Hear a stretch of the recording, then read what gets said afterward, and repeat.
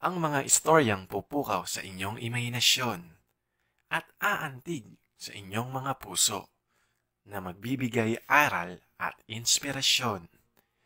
Dito lang kay Misteryosong DJ. Sa pagpapatuloy ng kwento ng ang mga boardmates kong masahista. Dito lang kay Misteryosong DJ na pinamagatang Mr. Nganga.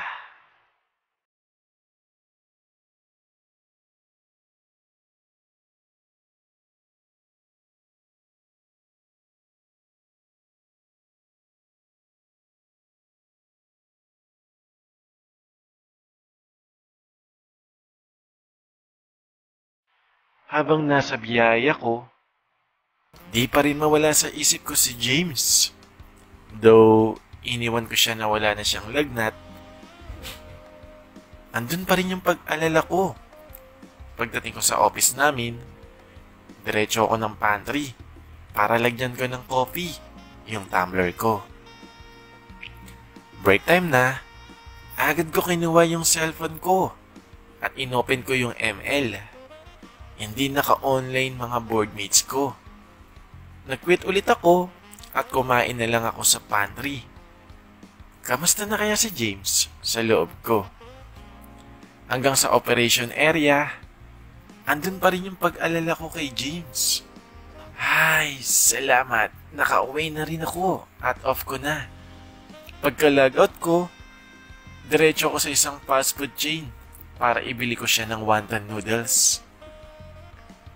Pagdating ko sa boarding house, nakita ko si Mang Lino, nagdidilig ng halaman. Hello Mang Lino, good morning po, bati ko. At pumasok na ako sa loob. Pagpasok ko sa kwarto, nakita ko si James gising na.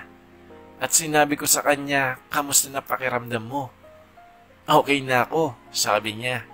Salamat nga pala sa pag-aalaga mo sa akin kagabi, sabi niya. Ngumiti ako sa kanya at sinabi ko na walang anuman. Mabuti okay ka na. Eto nga pala, pasalubong ko sa'yo. Ngumiti si James. Salamat, tugon niya. Di ka na nilagnat? Tanong ko. Hindi na, sabi niya. Magaling kasi nag-alaga sa akin eh, dagdag niya, sabay ngiti. Ang pogi ni James, lalo kapag ngumingiti. Bolero, sabi ko sa kanya. Pagtapos ko dito sa pagkain, laro tayo ng ML, sabi ni James. Sige, tugon ko. Agad na bumalik ako sa higaan ko. Ilang minuto nakalipas, tapos na kumain si James at nag-start na kami maglaro ng ML. Classic lang nilaro namin, sabi ko kasi pag rank, kailangan kompleto tayong 5. Kasi kayo magbubuhat sa akin, biro o sa kanya. Oo nga pala, isang star ka na lang pala, magmimiti ka na, tugon ni James. Naka 3 games din kami sa Classic at puro panalo yun. Malakas talaga si James kapag core siya sa laban. O siya, need ko na matulog. Mamaya ulit, sabi ko kay James. Boy, alas 12 na. Agad ako bumangon. Pagkamulit ng mga mata ko, bigla ako natawa sa nakita ko. Si Tony natutulog na nakanganga. Mga pre, tignan niyo matulog si Tony, sabi ko sa kanila. At sabay-sabay kami nagtatawanan. Naiyak pa nga sa kakatawa si Chris. Agad ko kinuha yung cellphone ko at inunan ko ng picture si Tony. Ang pangit matulog sa isip ko. Since ako yung kusinero nila, agad akong pumunta sa ref. Sinigang na baboy na lang lulutuin ko sa loob ko. At binabad ko muna yung frozen meat sa tubig. At nagtimpla na rin ako ng kape. Hindi kumpleto araw ko kapag hindi nakakapagkape sa umaga. Pagsilip ko ulit sa kwarto, nakita ko sila naglalaro ng ML. At agad kong binuksan yung ML para sumali sa kanila. Hinintay ko matapos yung laban nila. At nakatatlong laro kami. Lahat yun panalo. Dumiretso na rin ako sa kusina para magluto. Nagising ako sa tunog ng alarm. Pagkamulat ng mga mata ko, wala akong nakitang magandang view. Nasaan kaya sila sa isip ko? Paglabas ko ng kwarto, nakita ko yung tatlo na nasa sala, busy sa paglalaro ng ML. Samantalang si Vince, busy sa kusina. At nakita nila ako, at bigla silang nagtatawanan. Ganon din si Vince.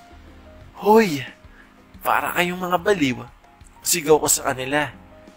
Bakit niyo ako pinagtatawanan? Wala. Tugon nila.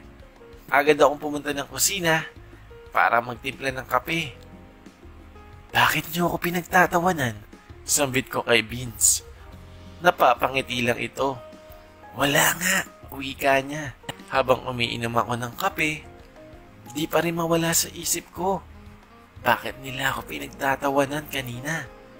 Parang mga baliw to sa loob ko. Lunchtime na. Lumabas na rin si Mang Lino at sabay-sabay kami nagsikain. Sarap talaga ng pagkaluto ni Vince ng sinigang. Alam mo ba, Vince? Heto yung specialty ko, sinigang.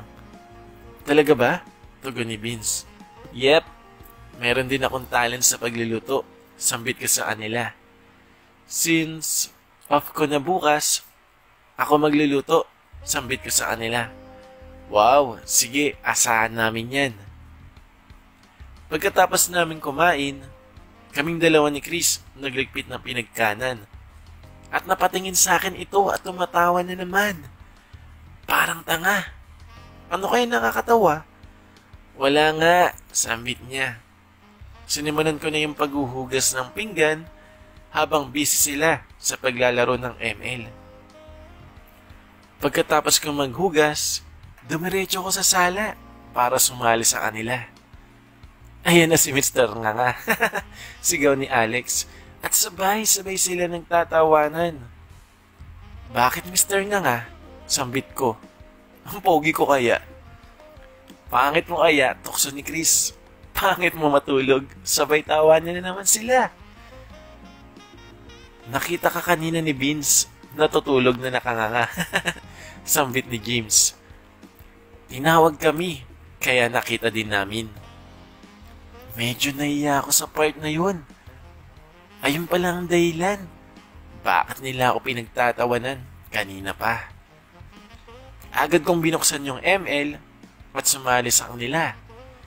Isang star na lang ako. Buhatin niyo ako sa Mythic. Wika ko. Pamiti ka na. Wika ni James. Same pa rin.